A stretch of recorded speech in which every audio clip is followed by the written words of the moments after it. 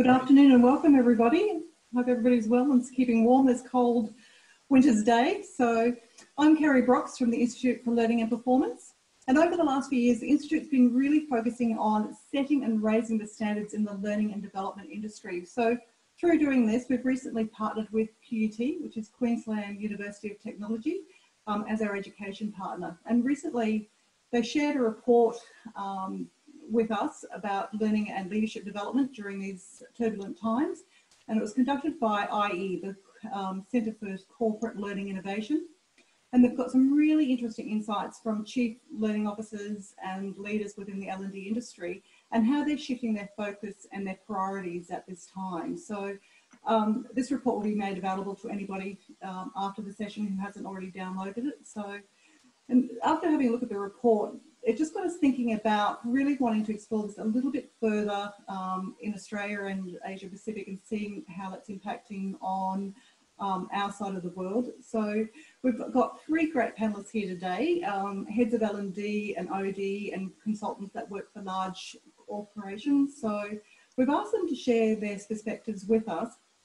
And we know we can't predict what the future is going to be at this stage, but we've asked them to kindly gaze into their own personal crystal balls and share with us what their thoughts are about what the future of L&D is going to look like. So I'd like to hand over to Bill Gerard, our facilitator this afternoon, and Bill's going to introduce the panel to you. Thanks, Bill. Thanks, Kerry. Welcome, everyone, and welcome to our panel. Kerry, you'll watch for people coming into the waiting room from now on? Yep, I'll take over. No worries. Fantastic. What I want to do is to start the process, I just want to share a screen with you just so we can go back over some of the stuff that Kerry was just talking about and reflect why we were interested in this topic. And so what we're going to be doing today is we wanted to look into the future of learning and learning and development post-COVID, COVID-19. So again, we've got a panel of speakers. Unfortunately, Nigel Grant, head of member training and capability at PEXA, wasn't able to join us today. He wasn't well last night, so we've got Lucy with us, Raf and Ash, and I'll introduce them later and we'll put the panel up. But let me take you back through some of the things that Kerry and I were looking at when we said, let's have this topic and see how we can put it together. And so some of the things that we saw was this, and this is the IE report, the Center for Corporate Learning Innovation that came out. And it was really looking at what was happening with learning and development during the time of COVID-19. So I think that's a good place to start as we start to look forward. And so let's see just some of the stuff that were there. And then you've all got access to this report. It's easily got hold of. And I've just taken some snapshots out of it to focus on a few things for us today. One of the things that's important is where does the research come from? Anytime you look at a research paper, you've got to know where it's coming from. So you can see some of the details there and some of the organizations that are looking at. These are real corporates that we're looking at. So what are some of the things that they're saying? Well, what are some examples of new L&D initiatives that they're working on through the COVID process? Well, support for people working virtually, of course. Developing leaders in time of crisis, which is an interesting thing. And educating the workforce in well-being, and then reskilling the audiences. So again, that's what happened, and that makes perfectly good sense. What else did we see? Well, here's a number of examples of topics that were being looked at. And so managing stress, you'd expect that. But also we're seeing building online facilitation skills, leading virtual meetings, elevating people's presence in a meeting. We're often seeing a lot of meetings, but the presence isn't there. Skilling people to work virtually. So again, how can we work effectively? Decision-making.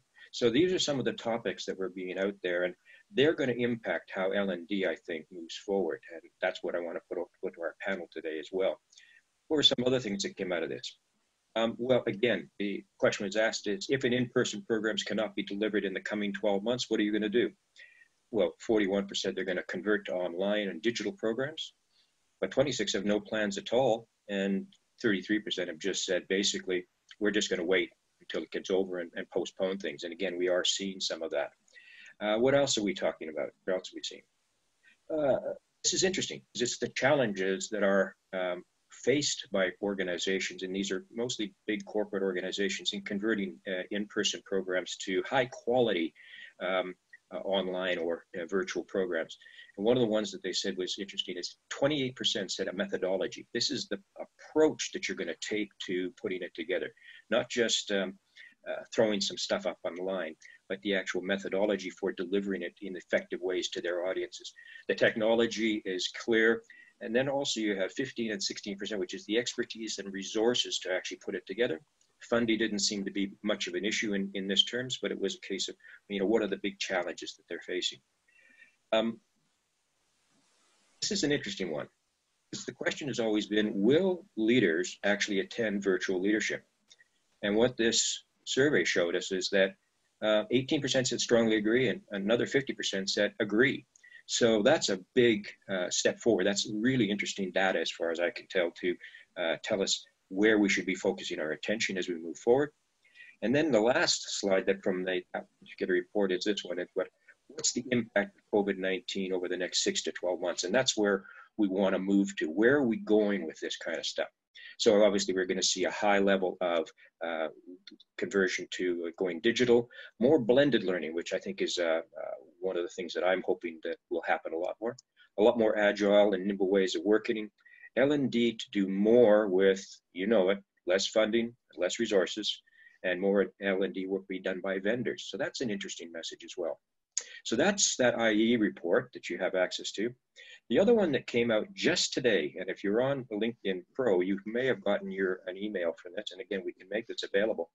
But LinkedIn put out just today, and I only got it early this afternoon, and it's about the learning, what are some insights about the new state of L&D. And this is, again, very timely, because this is where we want to go with this topic today. So what are some of the things it's saying? Well, again, let's look back and say, where did they get their information from? So up here in the top left-hand corner, we're talking about 864 learning and development professionals in 21 countries were put in. Over 3,000 workplace learners in 31 countries were involved. And again, you can see the pros surveyed what percentage of their employees are now working remotely. So we're seeing some numbers that are going in there, which is quite fascinating. 46%, between 91 and 100% are working remotely now. What are some of the things that were going on down here in the bottom left? L&D strategic position was rapidly elevated. What we're seeing is that L&D people are getting much more attention in the organization. LinkedIn has its own statistics, and they can see the number of learning creations going on and massive increases in the number of course recommendations that LinkedIn Learning administrations were getting. Again, we're getting enterprise learners who are highly engaged, so a much level higher of engagement, and 3.8 million increased hours spent learning by enterprise learners. So some fascinating stuff, in my view, that came out of this report. And again, just a few hours ago. What else have we got? Again, here's the two snippets that I pulled out of this report. One was the impact of learning and development professionals who reported that their CEOs are actively championing learning. And this is an important thing for us. 27% in October, 70% in May this year. L&D professionals who said they had a seat at the C-suite table, 24% in October, 62% in May. I think that's telling us something about the importance of the function that we're all part of. What else did they tell us? Well, instructor-led training, probably going to be down 61% compared to last year. Virtual instructor-led training. So this is your blended with your instructor part of the facilitator or masterclass process, up 66%, and online learning up 60%. So that, I think, is some of the important data that I've grabbed from those two reports, and I recommend that everybody have a look at that. What I want to do now is turn it over to our panel and get them to share with us some of their thoughts and ideas, and then throw it open to questions as well. And if you have any questions as we work through the initial stages of the panel, please put them into the chat box. We'll monitor that and be able to put them to the panel. So again, Nigel wasn't able to join us today, but we do have Lucy Marles, the Learning and Organizational Development Lead for Cromwell Property Group, which is an international property group, and she'll tell us maybe just a little bit more about that role and what's happened at Cromwell in this last 3 or 4 months. Raf Dolanowski is a senior learning advisor and a good friend of ILP. He's working with a range of corporates over and has done for the last year. And currently, he's working with a major financial organization. So he'll have some really interesting insights as to what's going on there. And Ash Sporet is the managing director of Vanguard Learning. Currently, he's supporting NAB with the personal bank's COVID-19 response. So again, he'll have some really interesting insights into what we're doing. So what I'm going to do now is just stop my sharing, and we'll have our panel up there, and we'll have as many people on their videos as they like. You can see Lucy there if you're looking at the same screen that I've got. Lucy's up there in the top right. Raf is on the just below Carrie on the left, and Ash is actually strapped to his car on the side of the road. So welcome to our panel, and we can see a range of other people that are there. When you're in this mode, you can either, if you're focused on just the speaker, you can go into speaker view, which allows you to see the speaker in full flash, or you can leave it on the gallery view, which is how I've got mine right now. But choose your own view that makes you most comfortable for what you're going to do. I don't think we've got any more slides to share at this stage in time, so you choose whatever approach you like. So over to my panel. We had a nice chat about this yesterday, about what we could talk about and how we would break things off. And I thought the first question is, what have you seen in the last 3 months? How were you affected? What was the impact, or what did you see the impact in the people that you were working with? And what's been transpiring with that as we move forward? So the first question is really what's happened and how have you addressed it? How have you managed that? And then we'll go from there into the future and see how we can move forward. And I thought, Lucy, we'd start with you because you had a very interesting change of pivoting, I call it that. So over to you. Yeah, thank you. And again, thanks to the ILP for giving us this opportunity to all come together to talk about a topic that I know as L&D professionals we're all very interested in learning from each other. As Bill said, I work for Cromwell Property Group. We're across 17 countries, Australia, Singapore, and Europe. And I'm their global L&D lead. I guess as we entered into the COVID area, we were in a fortunate position where we had already spent a lot of time building our online content. So we had a lot of information for people to pull. But what we identified fairly quickly is that we didn't have a lot that was going to support the psychological needs of the business as they went into a very different mode of operating. And particularly our European business, which had been, completely adverse to working from home and just wanted to shut everything down and make everything kind of stop for a while. So I think for us, we pivoted fairly quickly. We identified some providers that had some content that we needed, and that primarily for Europe was the London Business School. They moved very quickly to get a lot of webinars online from a leadership angle as well as a psychological angle to support our leaders because leading face to face can be very very different to leading a virtual team, and we hadn't skilled our leaders to be doing that. There's 4 of us that work across the global platform. We've got that experience, but we didn't have that across the group.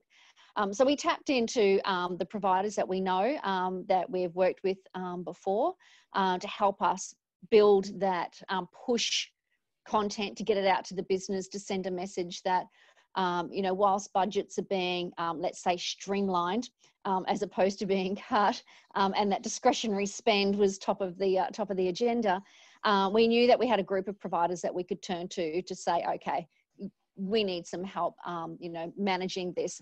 So whilst there was, over 1,000 pieces of pull content, we needed to work on the push to let the business know that while you're in your bedroom working from home or apartment or wherever it might be, we still want to engage with you and support you to help you through this period of time. So that was very much our top priority at the beginning of the heading into lockdown at that stage. All right, thank you. Thank you. And again, it's really interesting working across international boundaries as well, and with the different styles and approaches, I would guess, that leaders have and things like that. So we might come back to some of that as well. Raf, I might turn to you now because you've been in this corporate area and you have some thoughts about how we need to move forward. But what have you been seeing? Let's just get us started. What have you been seeing happening out there in the last few months? Yep. So I think when I guess COVID became quite apparent that it wasn't, something that was going to go away quite quickly, a lot of organisations became quite paralysed, both in terms of their learning strategy, but in terms of the projects and initiatives they had going on. At the time, I was in a few organisations, and I was able to contrast different sort of approaches. You could see the organisations that were really completely caught off guard and were a bit more conservative, so a bit more resistant to remote working and that side of things. They really kind of went, we don't know what to do.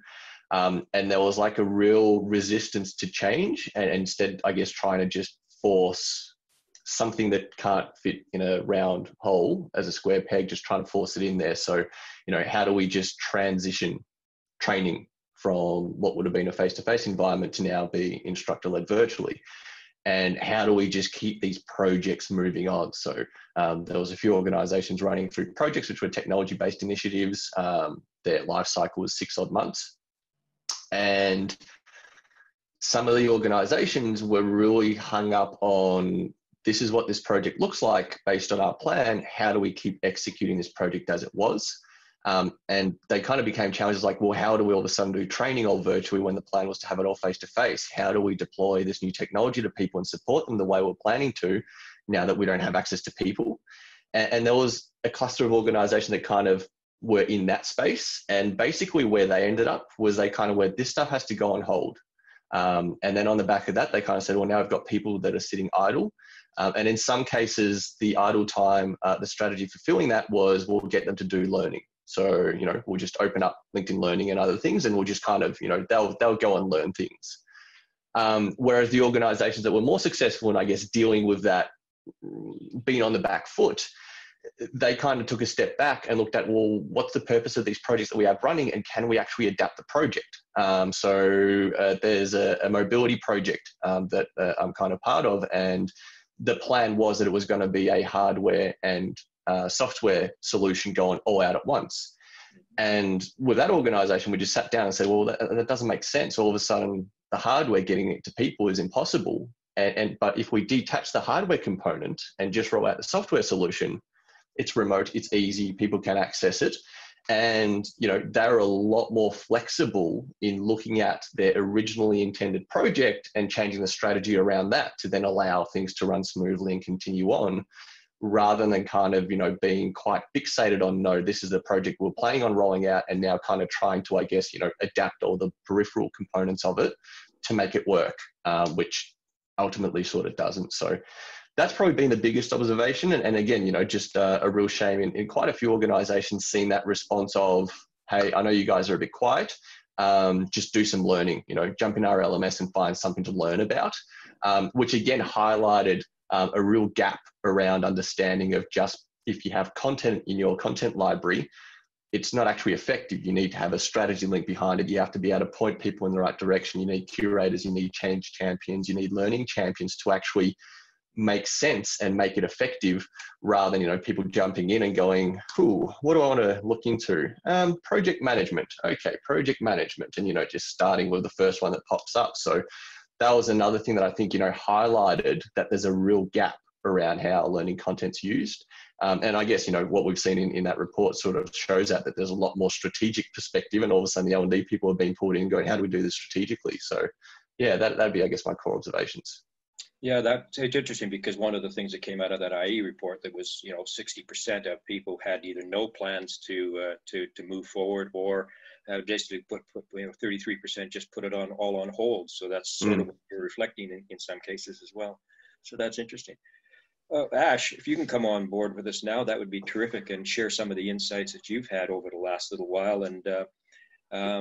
And we'll just let us know a little bit about what you've been doing and what you've been seeing. Yeah, so I've been very privileged. I've had a very lucky position working with NAB over the last period of time. So I'm the project manager for all of its COVID-19 responses, everything from customer initiatives, customer product offerings, through to then how we mobilise and move a workforce from being in branch to being able to service customers over the phone.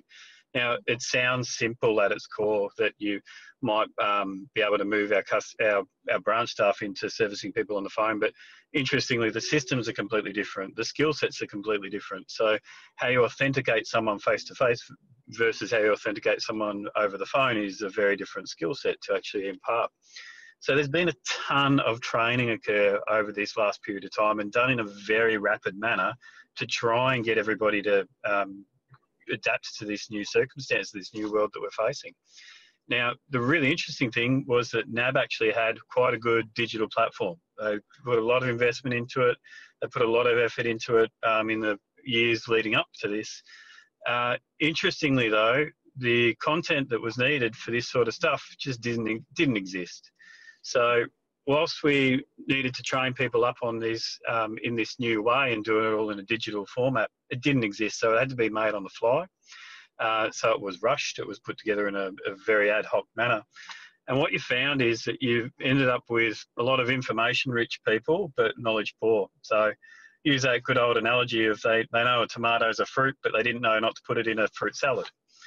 So, you know, it's that process as you sort of go through this. Now, what we saw as an effect of that was that whilst the training was done and heralded as a bit of a success because we got people through it relatively quickly and we were able to do it on scale, the amount of time that then leaders and quality coaches had to spend post-training with people to make sure they could actually do the work absolutely went out of scale, off the charts. It was ridiculous. We didn't have enough people to support them because the mistakes were higher, the confidence of people was lower than it should have been, and so we just didn't get the quality output that we would have using a more traditional approach that has been done in the past. Now, a percentage of that was because of the rush to change it and adapt it on the fly. A percentage of it was because of just the sheer chaos of the situation. But there was also a percentage of not really having an effective strategy to be able to support people through this new format, this new process, similar to what Raf was saying there around not really understanding the full impacts of being able to facilitate via a digital platform as opposed to a face-to-face platform. That was one of the gaps. Yeah, okay. And it's, I guess it's interesting from a point of view of how people take to the new ways of learning processes. And of course, if some stuff is not very well done, they could get turned off of it pretty quickly. And I think it's fair to say that over 3 months or so, we've seen hopefully a progressive improvement in the quality of the delivery of the material, but we may have lost some at the beginning. What's happening now, I guess, is part of the process. What are some of the challenges that we're facing right now as we start to come to grips with things are not going to go back to normal?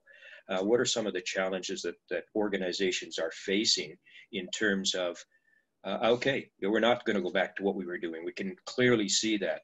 So what are the steps that they're actually taking to make that happen? What are you doing at Cromwell, Lucy? So a couple of things, but I just want to address Raf and Ash's point, you know, about having content and letting people loose and you know, next thing you know, they're learning how to build a mud hut instead of doing something that actually translates to strategy. And you know, to Raf's point, it absolutely is in your curation. And fortunately, we'd spent a lot of time curating our content so it's in line with our business pillars. So you know, people were very clear on what they were learning and how it was related to their business pillars. And the other thing, to Ash's point, that we jumped in and did very early after experiencing a couple of webinars where all we did was really look up people's nostrils. We very quickly rolled out how to conduct and facilitate a webinar or virtual training in a way that engaged and didn't frighten people off from ever turning their cameras back on again. So, and those little things just really helped to smooth the transition to more online. I think what we are definitely looking at now is, you know, I would hate to be in the position that if you hadn't already had a culture of some online learning that you're trying to embed that right now, it will forever only ever be linked to COVID-19. It won't actually be, you'll really, really struggle to connect that to your culture of learning for your business. And if you're rolling out online targeted online learning now, people will have in their heads that the reason that we're doing it is because of COVID, not because this is now the learning culture. So, you know, I don't envy people who would be in that position to be wanting to do that right now. We, again, are working with our existing providers that we had running a face-to-face leadership program in Europe. It was brilliant. It ended at the Sandhurst Military Academy, and it was all very, you know, rah, rah, rah, and it was fantastic. We just rolled out the first one, and we're gearing up to run the second one. And then, of course, you know, we find ourselves in this position. It's not going to stop us. The cohorts will be smaller. We'll run multiple at the same time. It will be a blended learning approach. And then now that the social distancing is lifting in the UK, they'll be able to have a one-to-one debrief with the facilitator face-to-face. So we're looking at how we do those things. We also want to understand what's coming. So, you know, one of the partners that we use here in Australia, Matt Mason from Superb Learning, he's a great friend of ILP as well. You know, we rely on him as a provider to be letting us know what's happening in the market and what's new and what's exciting. We don't want to put in place a strategy and have it just sit. We're all about going, you know, there's COVID-19, but for those of us who went through the GFC, this isn't our first rodeo. So we had some key learnings about being adaptable and making sure that we partnered with people who are known for innovation in the industry, so that we can work with them to keep things rolling. And the other thing that we take, quite seriously at Cromwell is, you know, we believe in consistency across the group. So whatever we're rolling out in Australia, we roll out across Europe and Singapore, and we invite the input from across the group. So we keep that connectivity and that consistency occurring. We are on limited budget across the group, but we see that as a great opportunity to really stretch ourselves. And, you know, we're best mates with our IT team. So, you know, they love us for our innovative ideas in terms of what we want to do with using platforms. So, you know, there's a lot of things happening, but you absolutely have to be open to understanding what's happening for people and how they'll use the technology, engage in it. But also talk to them that this is a state in time.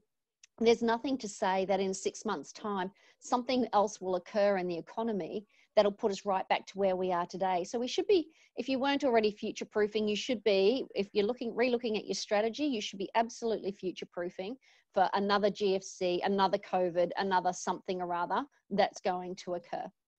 Yeah, great. Okay, thank you. Raf, what's happening now? What are you seeing as the major challenges or the major mistakes that people are making in terms of moving from here forward to adapt to this new way of doing things as they start to realize it isn't going to go away easily?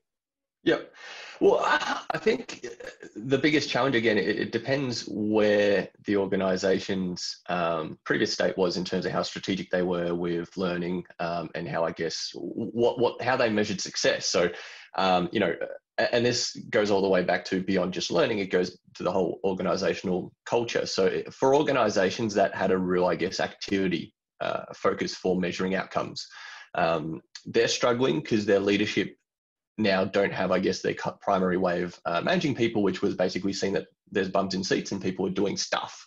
And I guess, you know, they're quite in a space of where all of a sudden they need to somehow help these leaders be more outcome focused, which you have to be, especially in a remote sort of environment. It sort of goes back to where the organisation was at a complete organisational structure and how they position value for each of the organisational units.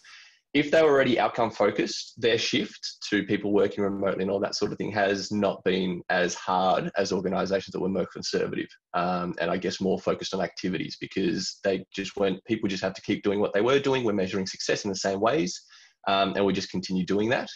And again, the same goes for learning. So if the culture before, I guess, COVID hit of the learning team was producing learning content, they usually now are kind of, I guess, facing the challenge of being inundated with content requests. So all of a sudden, all this stuff that previously was someone just speaking with someone or a process, or some sort of training or informal sessions or workshops, now it all needs to be, you know, e-learning or virtual, and they're just kind of being bombarded. And again, if previously the approach was, yeah, tell us what you need and we'll create it, then now it's very difficult to deal with that additional workload because you're literally just trying to create more stuff rather than kind of delivering particular outcomes and being more strategic.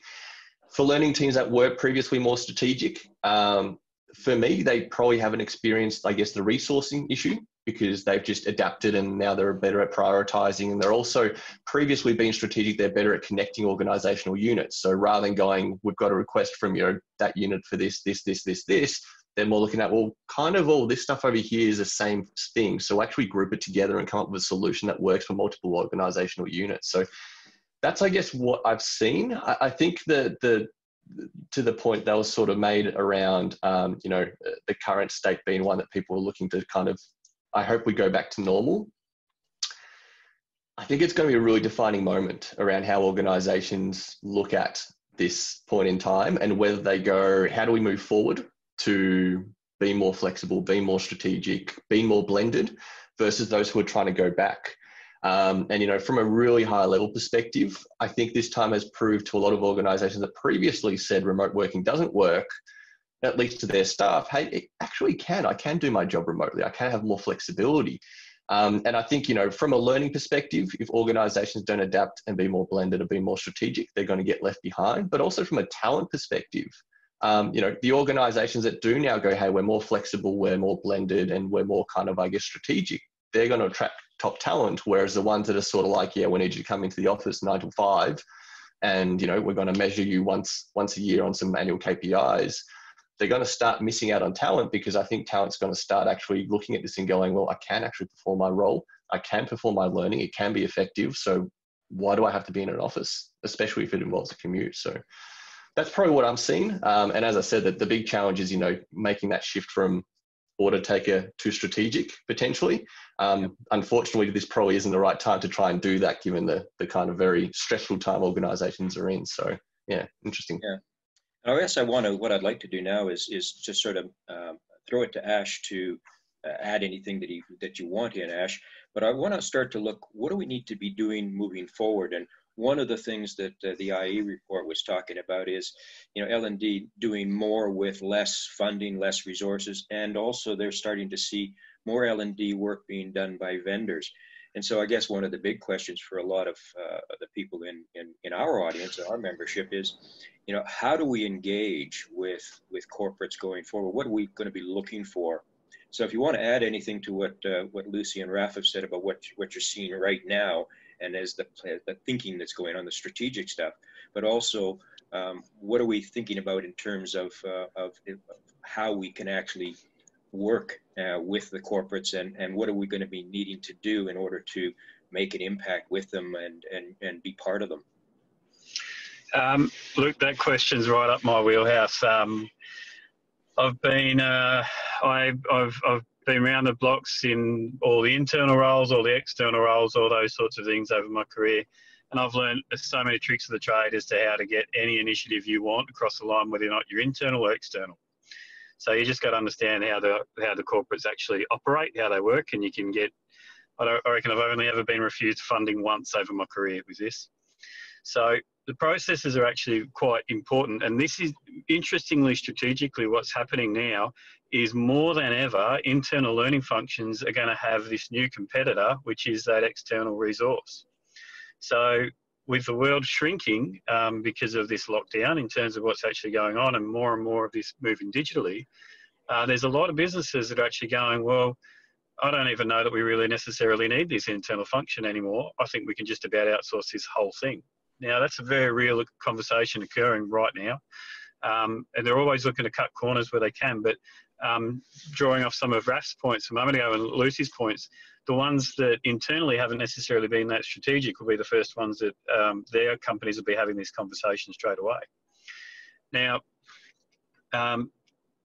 the competitiveness is going to be dramatically increased because internally, the functions, a lot of them don't necessarily build a lot of the content themselves. They go to external providers anyway. So you're almost paying an intermediary to manage that for you by having an internal function.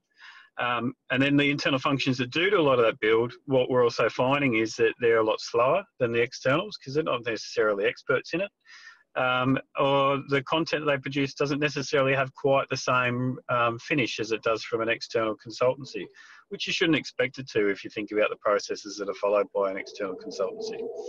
So for the big corporates, internal learning functions, more than ever, the externals are going to become a bigger competitor for them, and they need to think about how they operate and how they embrace that to be able to be, to prove their value internally, as opposed to going off the old conundrum, which was, well, we're a bit cheaper to do it and we can manage all this for you. The large corporates are getting a bit wise to that and looking at ways that they can cut out that middleman, so to speak. Right. Lucy, are you finding the similar sort of thing, or are you, because I mean, you would use mostly people from outside, would you? Or yeah, so we like I said before, we're across 17 countries and there's 2 of us in the L&D function. And I don't want any more people on my team, quite frankly. So, you know, Ash uses the word competitors. I call them partners. We've been very select in who we work with. You know, a couple of providers that Cromwell chooses to work with, I've used across my career. I've worked with when I was in a consulting position, so external facing in and now internal facing out.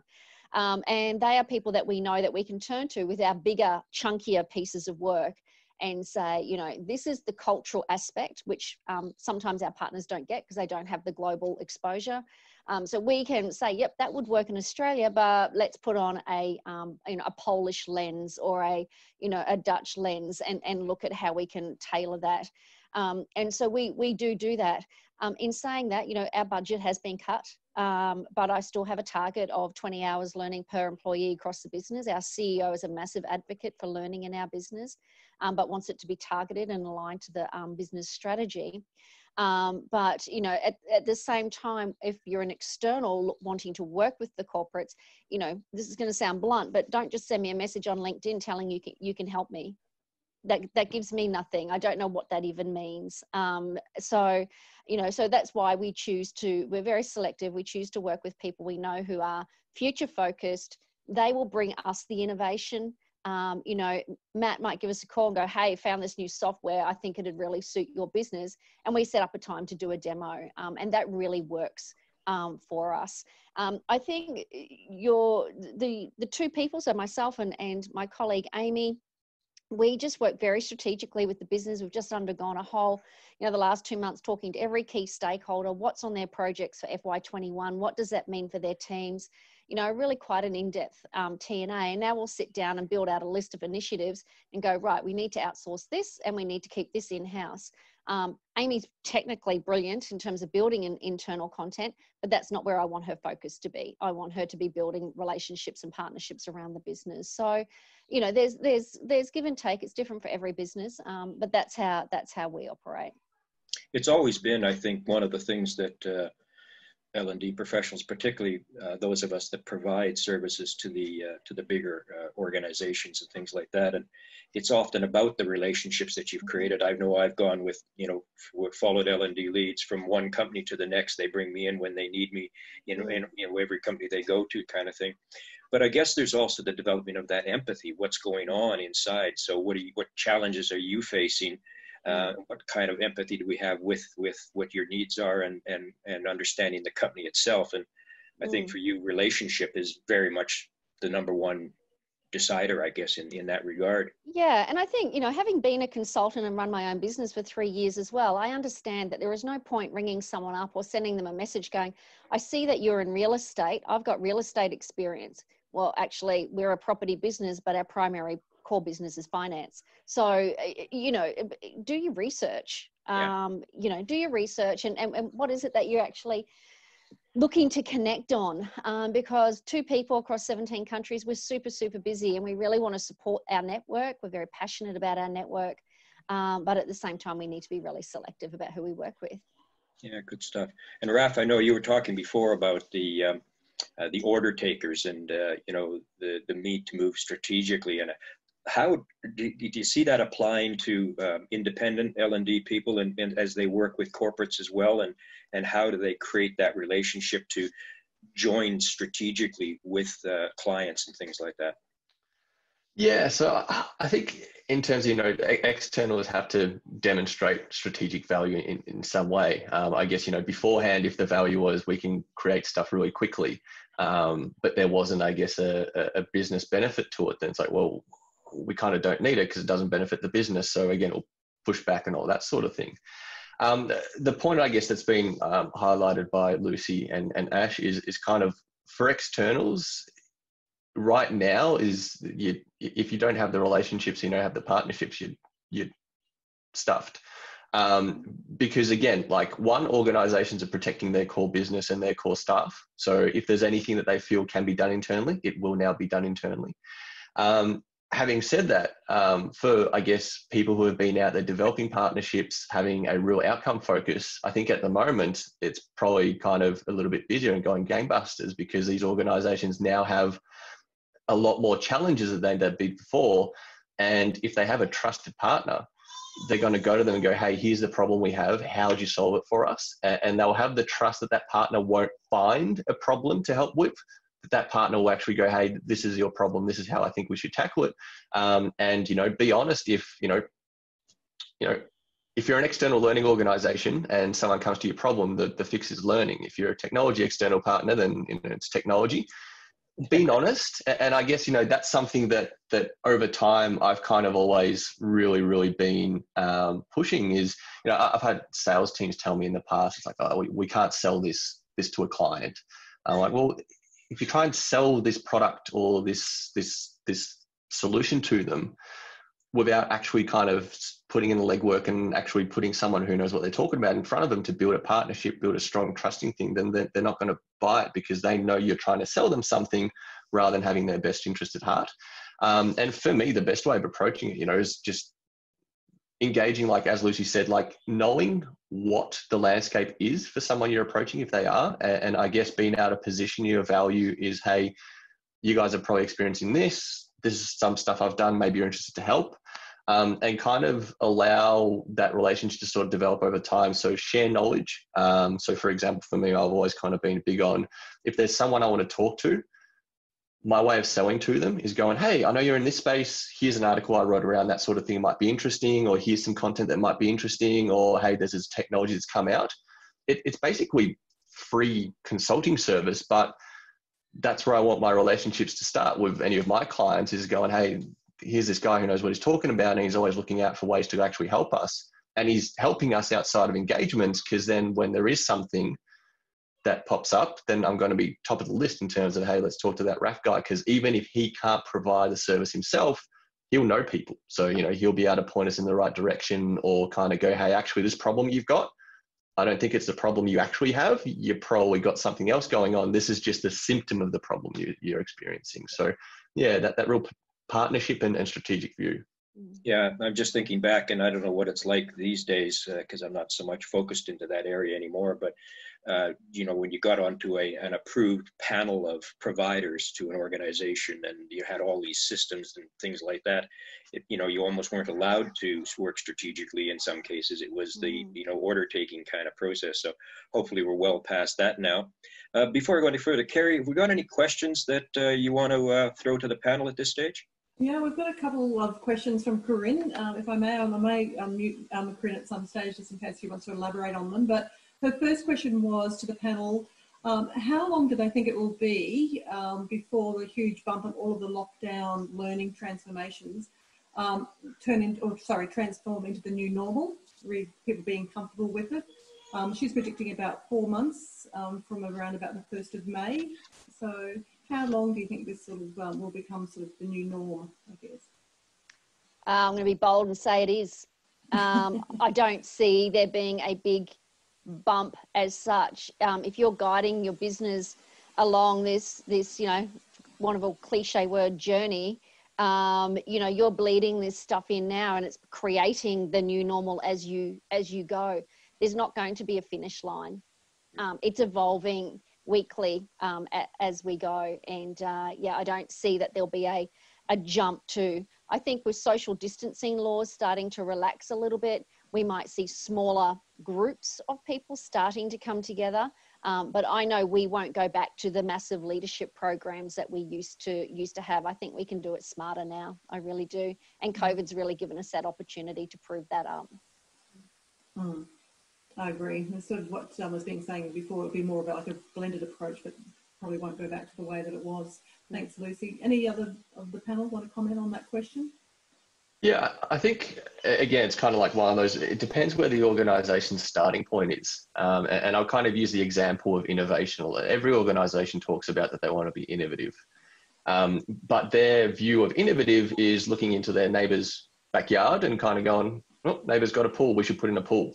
And then kind of next week looking in there, oh, soccer net, all right, we need a soccer net. And it's kind of not actually reflecting on what the organisation needs their starting point. So I think some organizations, to Lucy's point, like they're already here. Their new normal is like, yep, cool, it's blended and it's approach. I think there's going to be some organizations where they actually snap back and pull back even further to where they were. So if they weren't utilizing online too well pre-COVID, if they've just gone into busy mode and just pumped out tons of learning and just put it online at the end of COVID, whenever that is, I think they'll snap back the other way because their experience, their I guess, first introduction to online will have not been strategic, would have been bad, would have been, bad content. And then they would have gone, oh God, we got to get rid of this. So I think in some organizations, they haven't tackled it right. They're actually going to regress in their strategy of online. And then again, they may stay there for quite some time because I think Lucy made that comment around if you're adopting online now, that'll always be tied to COVID. And I guess, it's like COVID was bad, online's bad, let's try and forget about it. So it depends where the organization's starting. But, some are already there, some are probably fast tracked it a lot, but it wouldn't have been towards online, it would have probably been towards blended. So kind of being more strategic and finding all these new mediums. The other week I was reading that, TikTok's been explored for learning. I don't get it, but again, there's new technologies, and I think that's the thing, exploring every technology and seeing what merits it has, and then being able to quickly adapt and introduce it into the strategy so it can complement in these little spots. 5, 6, 7 years ago, micro learning was like, how does that? So we just make it smaller and that's it. And like over time, organizations learn, hey, micro learning is not the size of the content. It's a strategy on how you distribute and plan your learning. So I think organizations will slowly mature and kind of, diversify and become more blended. We've got about, Ash, did you want to say something? I was going to say, I possibly have a slightly different view on this. I actually am predicting that we're going to see a massive rise in face-to-face facilitation. And the reasoning behind it is actually because people are going to understand and crave the value of the human interaction that's provided through the face-to-face mechanism as opposed to the digital. And more so in the corporations that are doing the digital poorly than the ones that are doing it well. But they need to really be quite clear on how they use the digital for information, and then they use the face-to-face for true, really deep learning. Now, the interesting thing that's going to happen with that is you're going to find that really good facilitators, really good face-to-face facilitators, they are going to thrive. They're going to absolutely thrive. And the ones that are so-so, they're going to suffer. But I'm predicting a big increase. Especially a lot of my clients are really calling out for it. It's just a matter of timing as to when it will actually occur. So I'm going to be bold and say we're going to go back to a lot more face-to-face, but it'll be more selective in the stuff that we utilise it for, as opposed to for everything. Yeah, Sounds I agree with that comment. Totally agree with that. And it probably just leads on to Corinne's next question, which is when you do start returning to the face-to-face training, or if you are, how are you handling the social distancing? And then she also was saying about some of the work can be done online, and if any, because it's cheaper and it's easier for her clients, but some can't. And some of those clients she's penciling in now for 2020. So she's looking at venues that will cater for that. But yeah, just basically, if you are starting to do face-to-face, just briefly, if you are, how are you handling that? I just want to just quickly address something there about the word cheaper when it comes to online learning. Online learning can be insanely expensive if you don't get it right. So I think it encompasses all of our comments. It's got to be used in a strategic and the right way. It is not the cheapest option. Sometimes it's cheaper to pull people off their desks for a day and go and do the face-to-face stuff. And in our business, we would do that particularly when it's a strong change piece that's coming through. If we want some psychological change happening in the business, it's always going to be, in our view, best achieved through face-to-face development. We will still use online. I don't believe it's the cheaper option, though. It can be incredibly expensive in the long run. I guess one of the things that the reports came up with is the development of good blended learning programs. And we've talked about that before, and sometimes all it was a you do your workshop and then you provide some online follow-up or something like that. But I think that idea of information engagement, information activity, performance improvement, measurement, it's all got to come together into a package of learning transfer, so that it's actually getting and making some sort of sense, I guess. Yeah, that's good. All right, well, we've got about 3 or 4 minutes to go yet. So what I thought I might do is just throw to each of the panel members and say, if you had one piece of advice for that we haven't already sort of gone up too much, but the number one piece of advice for L&D professionals, particularly those that are the vendors that are trying to provide programs and answers and results for corporations, what would that advice be? What would the gold nugget advice? For me, it's about demonstrating how you can be flexible so that you can still be a business partner through times of challenge, economic challenges, budgetary challenges, etc. So, I think it's proving that adaptability, your knowledge in the sector, how you're remaining, up to date with the latest technology or views, and being open to being challenged on those and having robust discussions with your vendors about what they believe is right or not right for their business. Just back yourself in that space. Yeah. Okay. I guess one of the things that we've been talking about in other forums is, I guess, being that what we would call a thought leader, someone who's actually embraced into the whole position and things like that, and then being known for that and putting that together. So that's an interesting observation as well. And I think too, just really quickly, Raf, just to jump in there, one of the things we found with our partners is, I was really honest with them and said, our budget's been cut, but I need some support here, getting some, psychological support to our teams.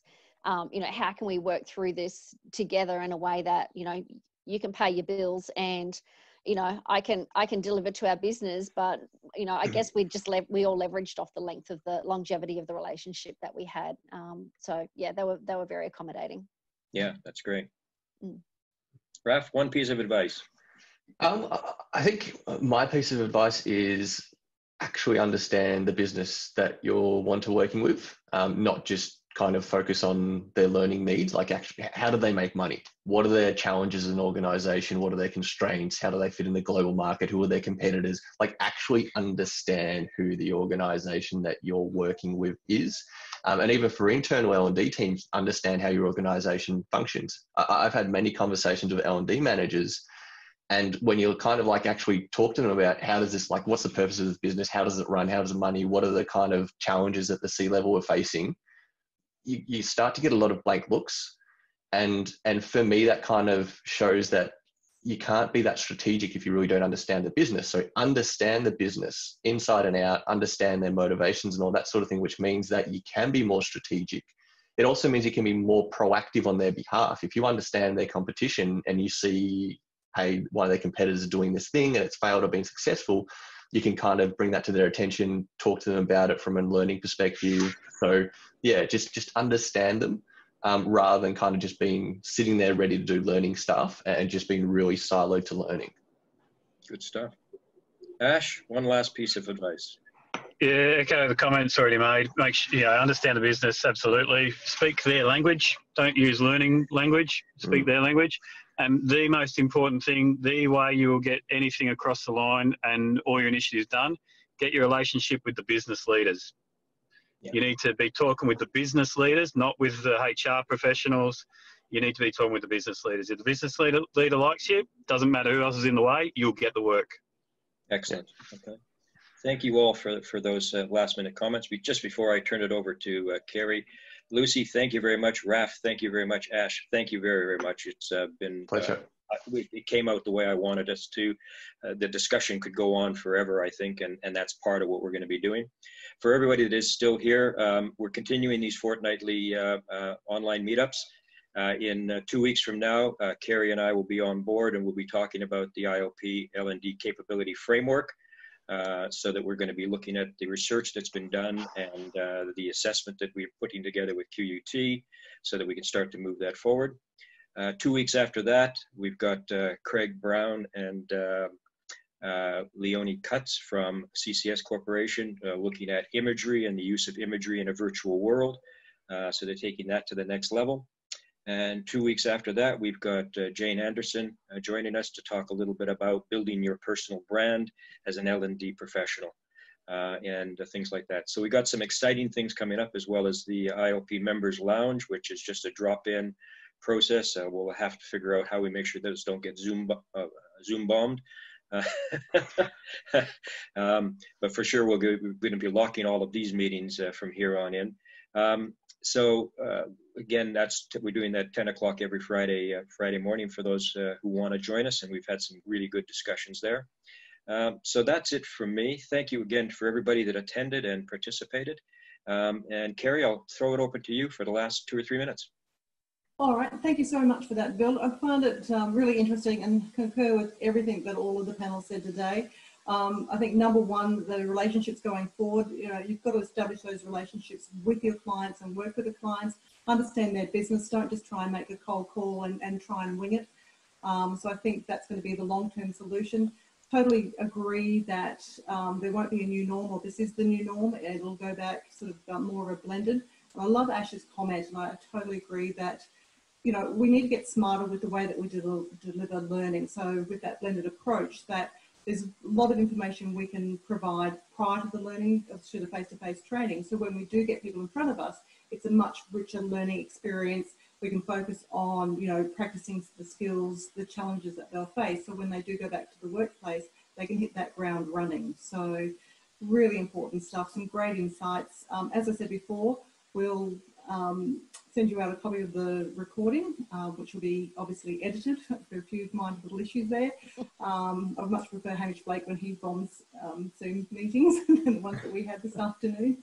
And also the report. So Corinne, thank you, shared the LinkedIn report that came out today. We'll also, when we send out the copy of this recording, we'll send out the report from IE as well. So, but thank you all for joining us. Hope you've got some really good insights to take away and apply to your real work situation. So thank you all again. Hope you all stay safe, and hope to see you either on Friday or in another fortnight's time for our next online session. Take care. Bye. Thank you. Thanks. Bye. Thanks, everyone. Thank you. Fantastic.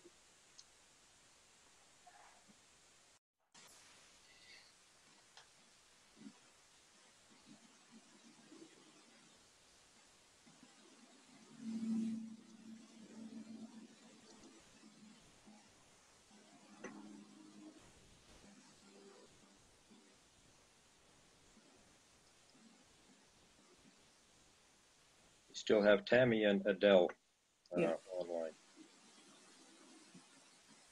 Do you guys have any questions? Tammy, Adele, do you have anything you'd like to ask?